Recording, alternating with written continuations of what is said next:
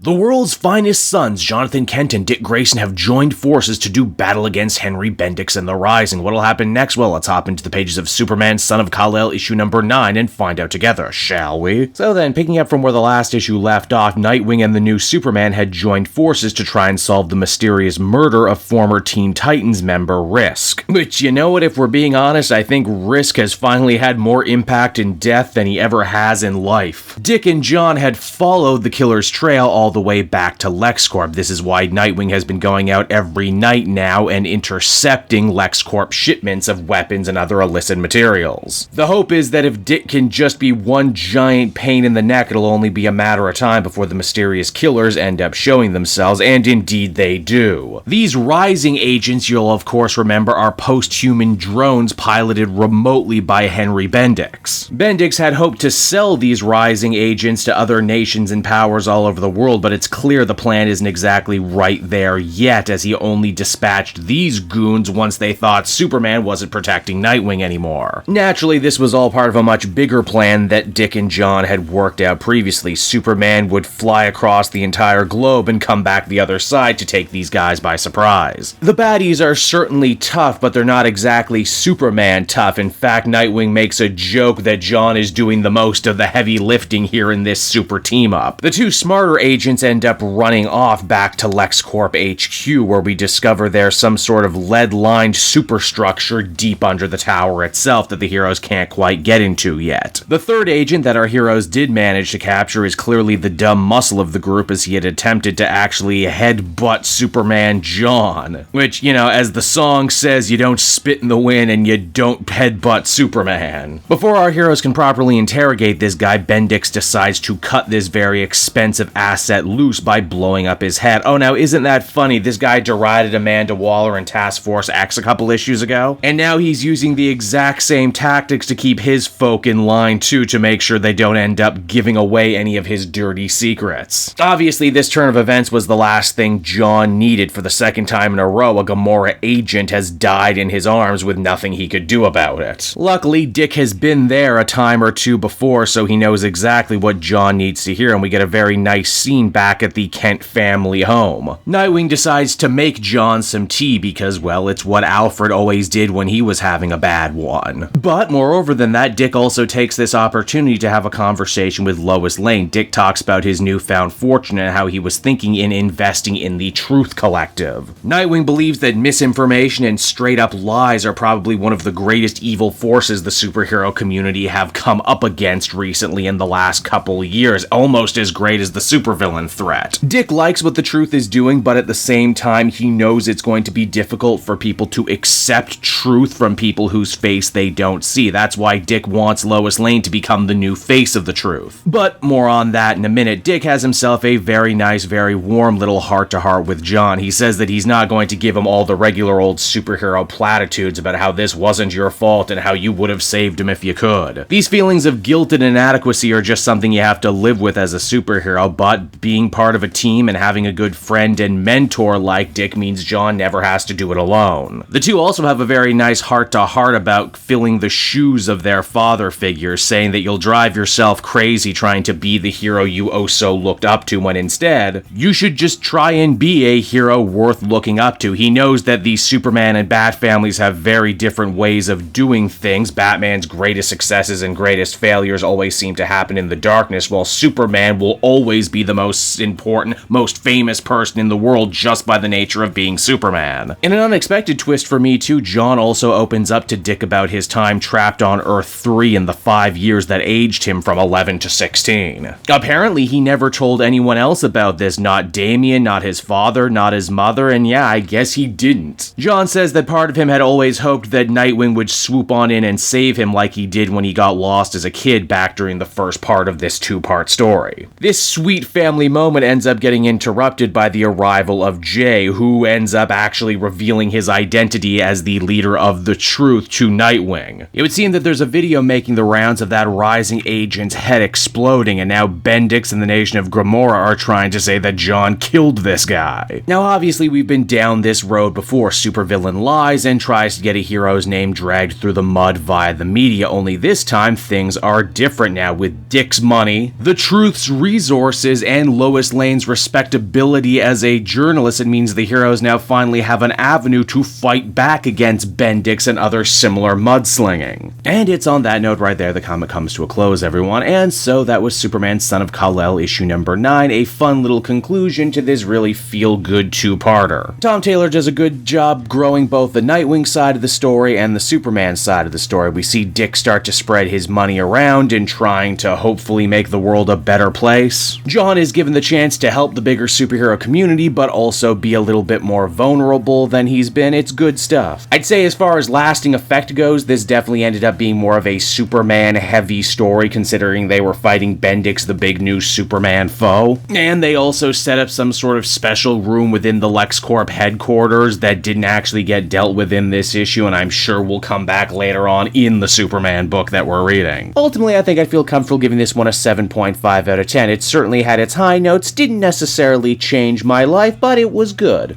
Hey there everyone, Kate Joel again, and I just want to thank you so much for watching to the end of the video. It means a lot to me. And hey, if you enjoyed the book I covered in this issue and want some comics of your own, might I recommend Book Depository? It's my #1 place for shopping for comic book trades. You get a great price, and if you use my link down in the description, you'll actually be helping me out at the same time. You get something, I get something, everybody wins, right? So until next time everyone, I've been Joel, and I will see you in the next video. Bye-bye.